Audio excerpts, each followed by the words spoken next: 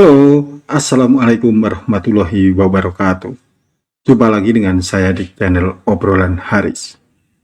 Kita kembali ke topik kerajaan lagi ya.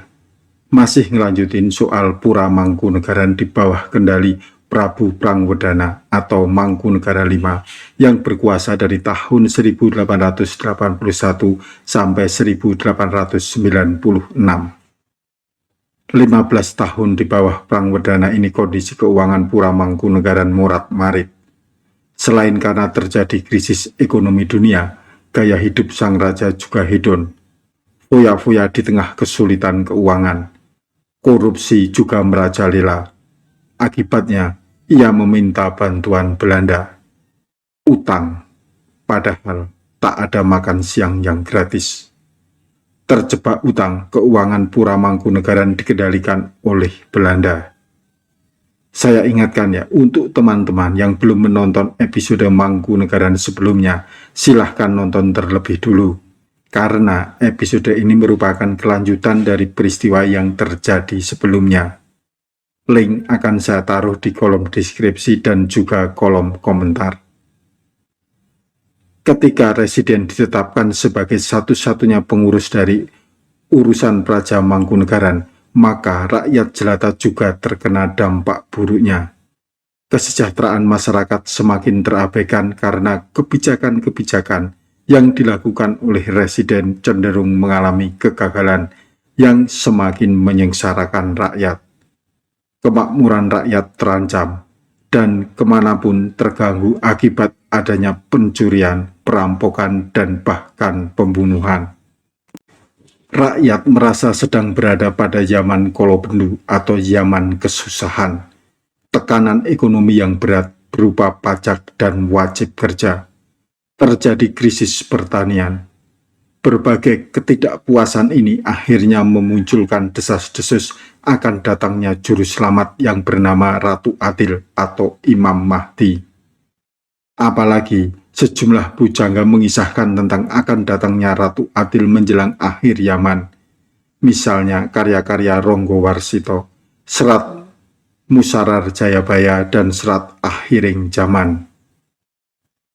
Ketidakpuasan rakyat itu akhirnya dapat dieksploitasi oleh seorang juru kunci makam Trah Mangkunegaran di Girilayu, Matesih, yang bernama Imam Sampurna atau Iman Rejo.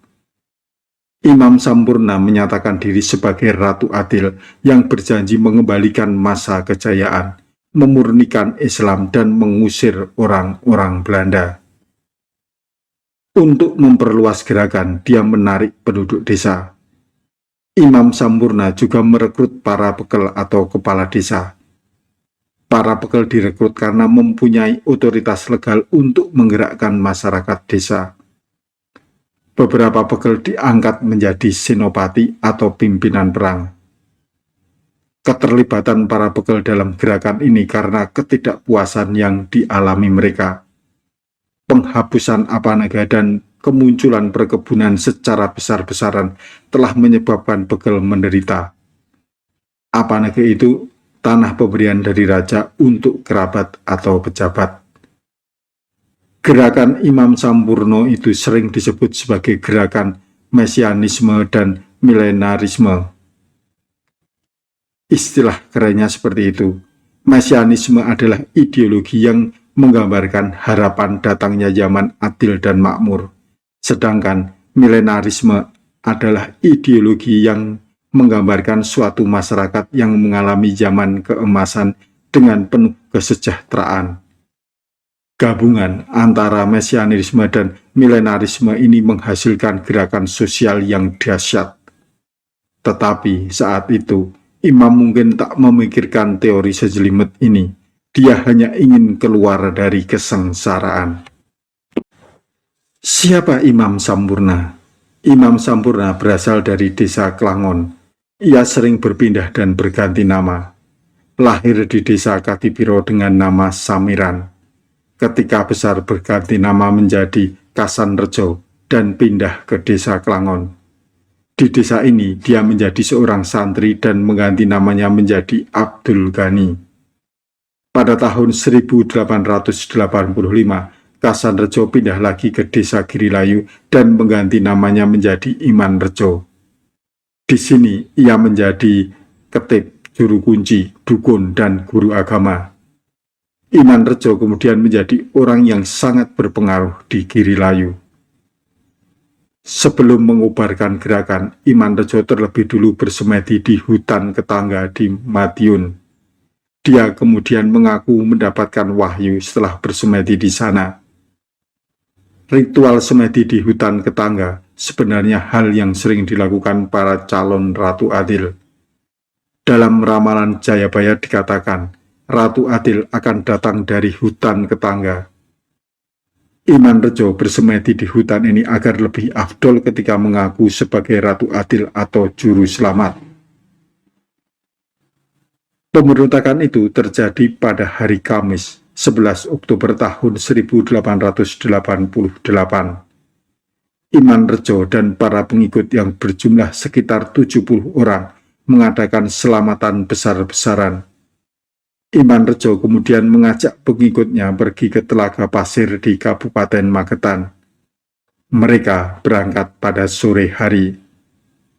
Dalam perjalanan, Imanrejo membawa banyak bekal seperti Raja Darbi, Raja Kaya, Pitik Iwen, serta berbagai senjata tajam dan senapan. Sebelum ke Telaga Pasir, gerombolan Imanrejo terlebih dulu mampir di Pesanggrahan Sri Katon milik Mangkunegaran di Tawangmangu. Mereka memaksa masuk pesanggrahan dan para penjaga pesanggrahan lari ketakutan. Polisi setempat langsung menyatakan peristiwa itu sebagai pemberontakan. Di pesanggrahan ini, Imanrejo bertindak layaknya seorang raja, duduk di hadapan para pengikutnya. Mereka pada umumnya berpakaian putih seperti santri, namun ada pula yang bertelanjang dada. Istri Imam Sampurna duduk di kursi besar, sedang para pengikut perempuan duduk di lantai. Imam Sampurno mengharuskan pengikutnya memanggil istri dan anaknya dengan sebutan Ndoro Mas dan Ndoro Ajeng. Saudaranya yang bernama Mito Menggolo diangkat menjadi patih. Pagi dini hari, pukul 2, Imam Sampurno sempat meminta para perempuan agar berzikir karena besok mereka akan pergi menyucikan diri ke Telaga Pasir, Magetan. Di sana, Imam Sampurna dan pengikutnya akan bergabung dengan kelompok keagamaan lainnya. Gerakan ini bocor karena ada beberapa orang pengikutnya melaporkan kepada Mantri Gunung Tawangmangu dan kebetulan seorang administrator perkebunan kopi di Tawangmangu, Edi van der Pals. Pals kemudian melaporkan kepada Kepala Distrik Karangpandan dan seterusnya sampai di Karisdenan Surakarta dan Mangkunegara V. Pada tanggal 12 Oktober tahun 1888, dikirim 30 legiun Mangkunegaran menuju Pesanggrahan Sri Katon. Pesanggrahan Sri Katon dikepung dari segala arah. Tidak satupun pengikut dari Imanrejo bisa melarikan diri. Presiden Surakarta, Ajispan, dan Prabu Prangwadana ikut terjun langsung mengepung Pesanggrahan. Pengepungan tersebut berlangsung tidak lebih dari 2 jam dan akhirnya dapat menewaskan Imanrejo beserta dengan anak dan istrinya.